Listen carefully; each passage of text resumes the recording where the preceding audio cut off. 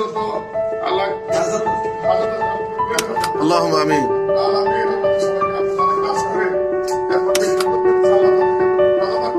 আমিন আমিন।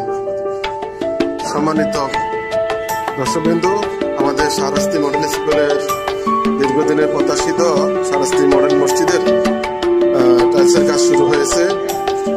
আপনারা যারা মডেল স্কুলে মসজিদের টাইলসের কাজে অংশগ্রহণ করছেন